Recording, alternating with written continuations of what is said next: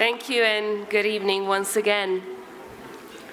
A few days ago, my twin daughters celebrated their 11th birthday, and after their day at school, they celebrated with their friends, and we celebrated with the entire family. And then after that, we had our usual before-bed conversations, and we talked about how blessed we are.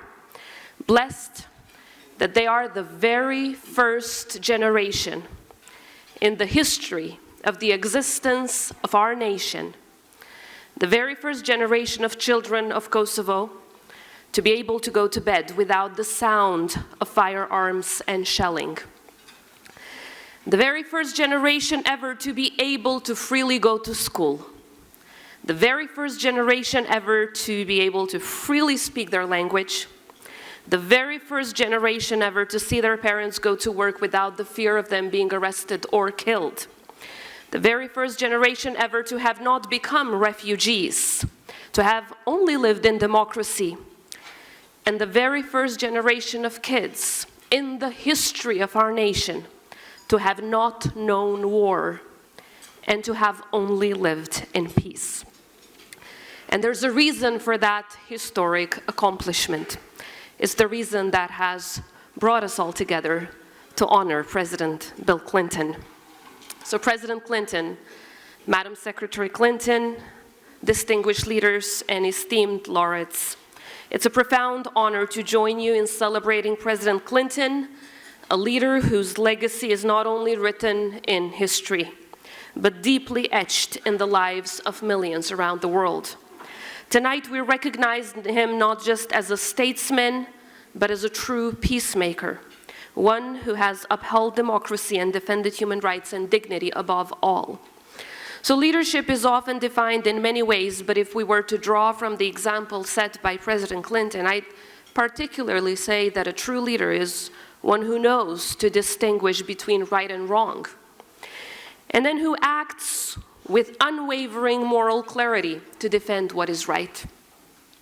26 years ago, I was exactly in March 1999.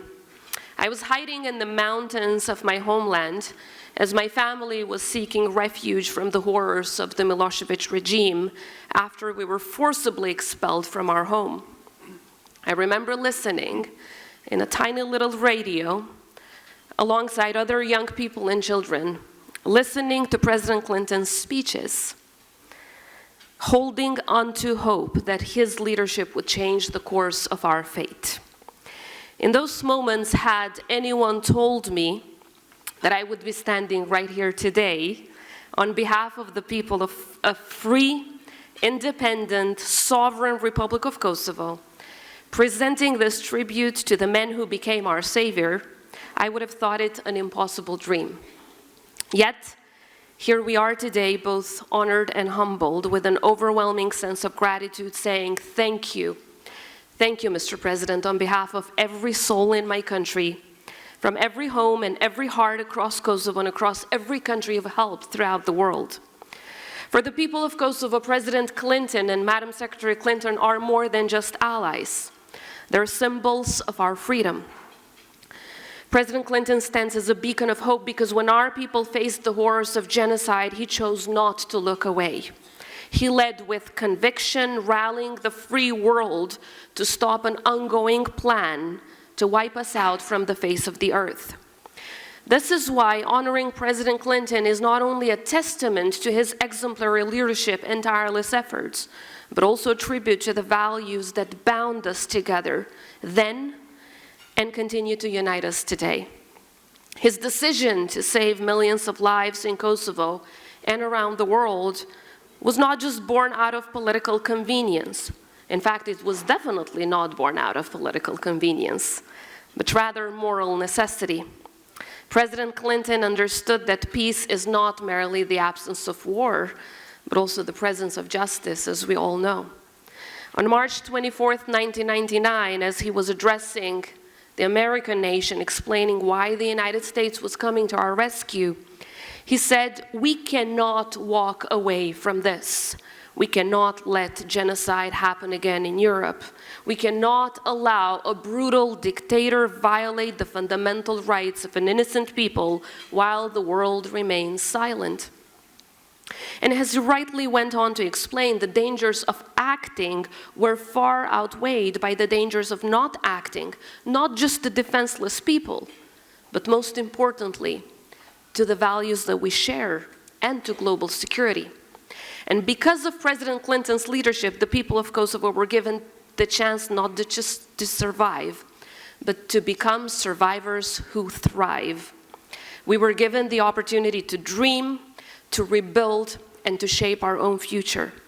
Today, Kosovo stands as a testament to what is possible when democracies around the world stand united against oppression, when justice prevails over fear, and when the international community chooses action over indifference, and when both the moral and legal imperative align. And if you want to understand the true impact of President Clinton's leadership, I invite you all come to Kosovo.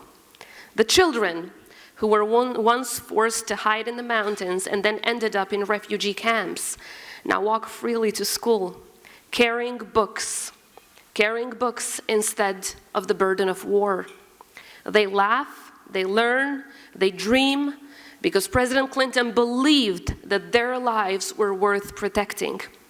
Today, a new generation in Kosovo grows up not knowing the sound of the shelling, but the sound of opportunity.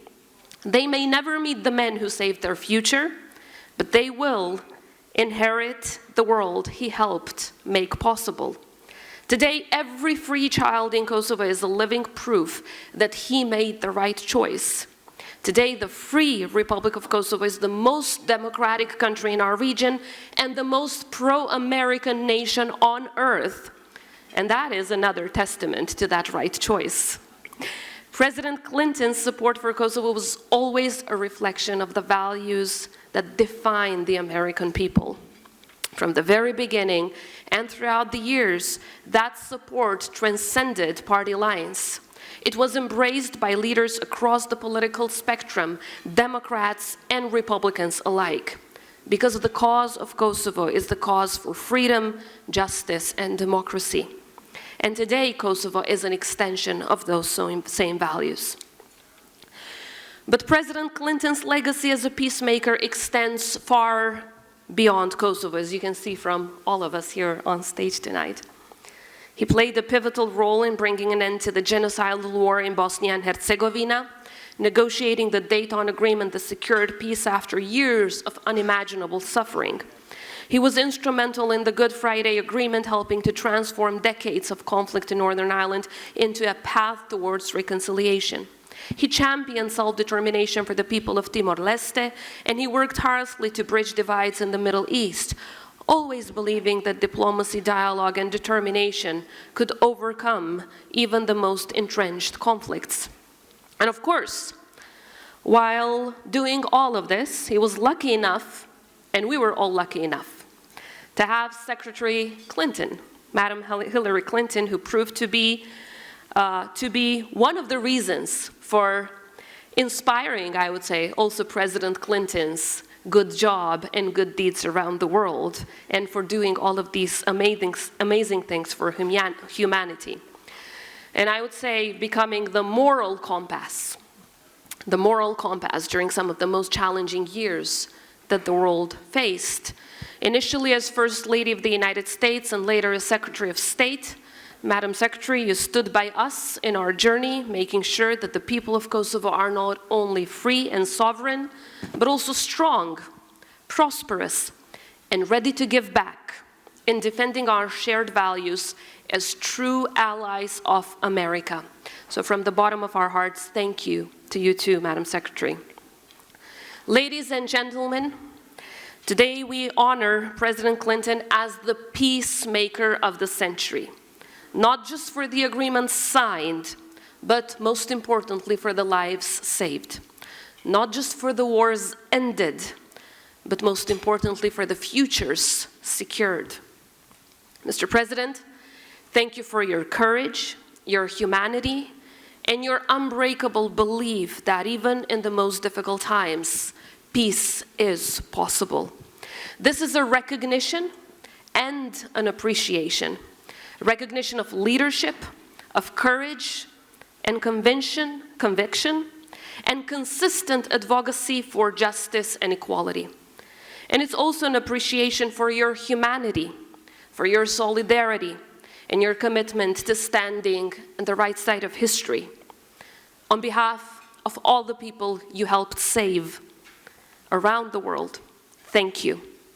And most importantly, on behalf of all the children of Kosovo, the very first generation in the history of our nation, the very first generation to have not known war and to have only lived in peace. Thank you. Congratulations for this well-deserved honor.